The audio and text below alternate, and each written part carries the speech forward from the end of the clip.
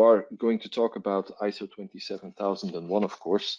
And if you look at the management norms, standards inside the ISO world, you can always see the Deming cycle coming back. Alexander Deming, a mathematician who really described that in order to achieve something, you always have to go to a cycle. It's like a huge piece of rock that you're trying to roll up the hill, and you have to make sure that you have some kind of thing in place that you can put in between the rock and the soil, so it doesn't roll back when you're doing this kind of stuff.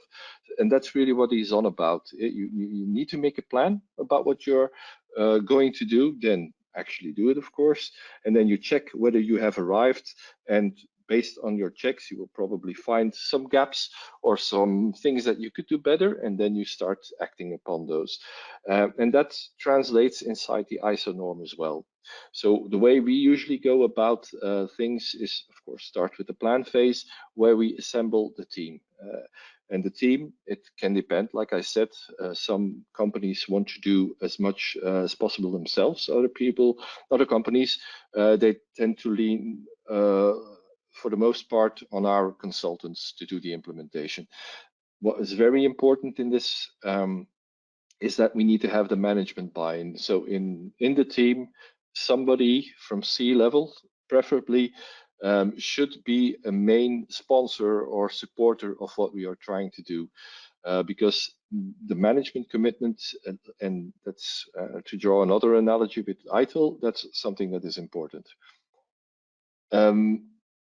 We first always do a gap analysis as well, so because nobody starts from a clean slate. You all have some kind of procedures or processes in place, and some of them might well be applicable to reach the standard. So we are going to look at that. We're going to look at the documentation that you perhaps have to see where there are the gaps, see the level of maturity of those documents, where they are lacking in information or where they are already sufficient.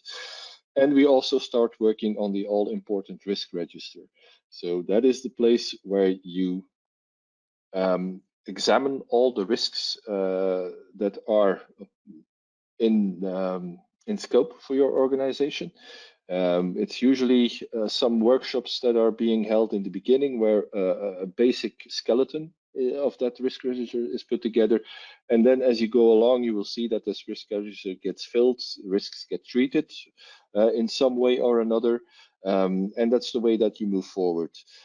Also, an important factor are the interested parties, as they are called inside ISO, and I think that's a very good term, because usually people talk about stakeholders, but interested parties is a very good term, because it's broader than just the stakeholders. You also look at what are our competitors doing, for example, what is government or what is law requiring us to do. So it's really good to look at your company from a very broad perspective, and that helps you in identifying the correct risks and the gaps that exist. Then we enter into the do phase, where we start to look at, start to create policies if they don't exist, look at what controls we can put in place in order to achieve the level of compliance that we want to achieve. And at the end, first, before we go into the check phase, we do an internal audit. So we ourselves, you can do it yourself. If you have opted for to create an internal audit department for that, you go check for yourself. Do you think we did a good job? Do we have we covered all of the controls? Have we followed the clauses? Is our documentation complete, up to standard? And that is something that is checked. And then when you have that level of confidence, then it's usually the time to contact or to bring in the certification body to start the certification audit. A certification audit always takes 2 stages. First, you have the stage 1 audit, which looks really more at the documents. Are they present, and are they up to par? And then the actual audit, phase 2 audit, is walking around, questionnaires, interviews, willing to try and test if what you said you were going to do is actually what you're doing. Based on the audit findings, there might be corrective actions that you need to correct in order to put yourself in good standard according to ISO 27001. It can be as well, it can be recommendations as well that you need to take into account, and it's also something because once you get certified, each year you will have a surveillance audit, as it's called, and it's something that the auditor, the certification body, they will look into. Did you follow our advice, or did you do nothing with it? So it's important that you take into account what the auditor has told you as well. Next slide, please. So like Srini has already said, there's 11 new controls inside ISO 27001, and I want to talk a little bit about those controls. They are ranked in more or less a way where they get more difficult to apply. And first of all, it talks about threat intelligence. So it's information relating to threats, and you need to collect that information. You need to analyze it so that information becomes intelligent. It's like the data leads to information, leads to knowledge, leads to wisdom, adagio that they use in ITIL. You need to make sure that your organization, that you understand your threat environment and that you can mitigate those threats. It's working, expanding on the risk register that you're already implied to do. So there's of course tools that can help you achieve this, things like Cisco Umbrella or Azure Sentinel. I also work for a company where they use ServiceNow. Now, for example, ServiceNow in its operations, I'm not paid in any way, by the way, so it's just an independent comment. They have, for example, in their security operations suite, they implement the MITRE ATT&CK framework. So where that's an existing framework, you can look into it. It's more or less open source, where you can see what kind of threat actors are out there and how should you respond to those threat actors. So you can leverage all of that stuff inside your ISO implementation and your ISO controls to make sure that you achieve what is needed in this area. Second one is, it's evident, obvious that everybody is using cloud services in one way or another. So you need to identify what kind of cloud do you need, what are you going to use, and what are the risks that are involved with that. And you have to start looking at, okay, how will we, or how can we protect that cloud environment? And if we get attacked, do we know how to respond? Do we know how to solve issues? So it's really a matter of implementing your security at the lowest possible level here. So stay as close to the data as possible if you are thinking about implementing security measures on the cloud, for example. So things like encryption, access control, isolating networks. For example, a client that I'm working for, they use packet fence to achieve that kind of security controls. The ICT readiness for business continuity, it's always more or less present inside the ISO 27001 norm.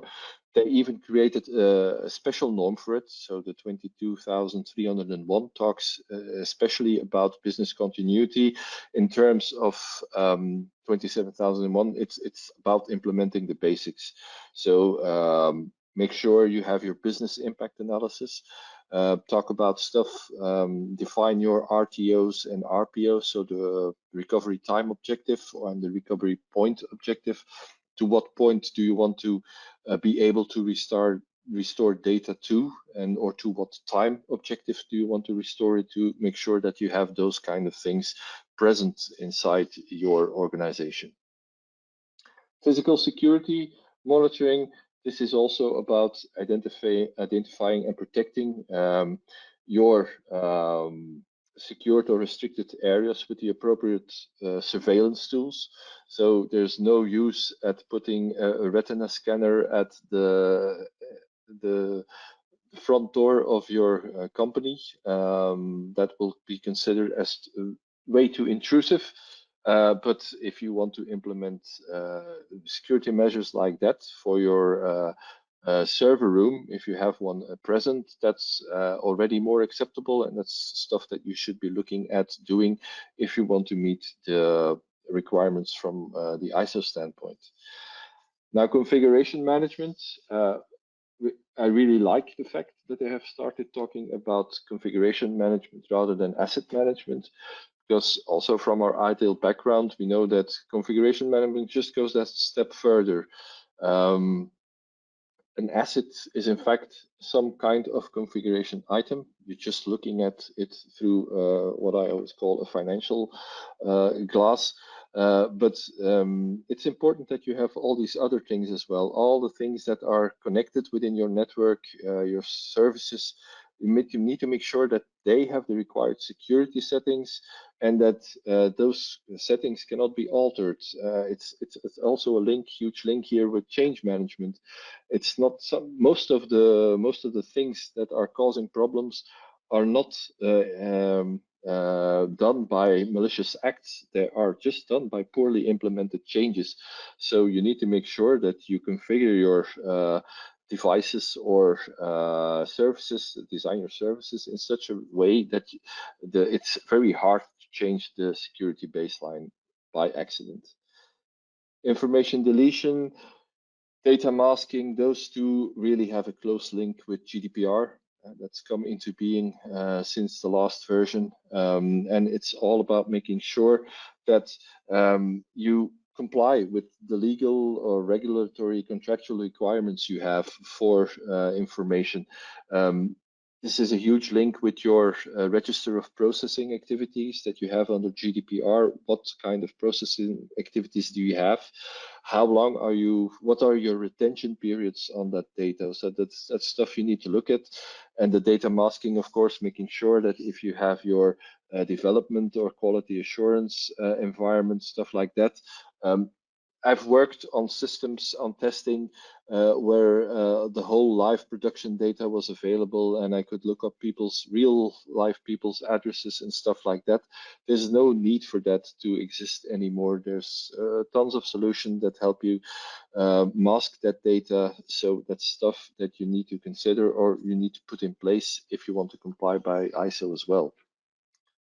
Data leakage prevention, it's also something that relates to GDPR, of course, data breaches, but it's also, this is where, for example, the people factor plays an important role, because people are often your weakest link, where unintentionally, again, they leave stuff in the office on their desk or whatever, and it's not just a technical process. You need to work on awareness training as well.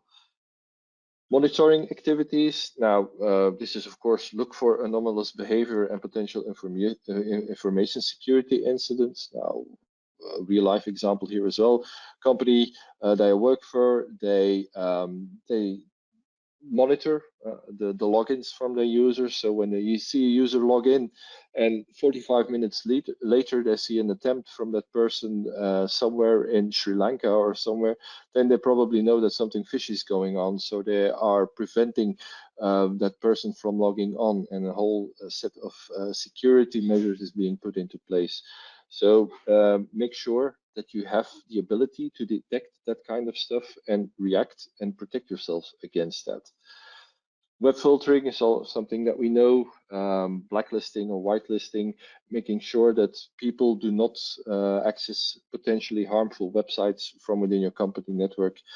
And last but not least, we have the secure coding, which existed more or less in the the previous version, but they were more like secure coding principles that were a little bit vague. Now it's getting more concrete because they see that a lot of security issues are being caused by malicious code. I don't need to remind you of the Log4j incident that happened last year. Your supply chain attack is becoming increasingly important, so you need to protect yourself against that, and you can do that by security by design, password management, access control, all that kinds of stuff. And you see, if you are talking about this kind of stuff, like in what's described in OWASP, then you see the link with a lot of other controls inside ServiceNow. So you know this one is hard to do because there's so many links with other controls that are in place. So last one, if your company is doing software development, so this is one really to take a long, hard look at.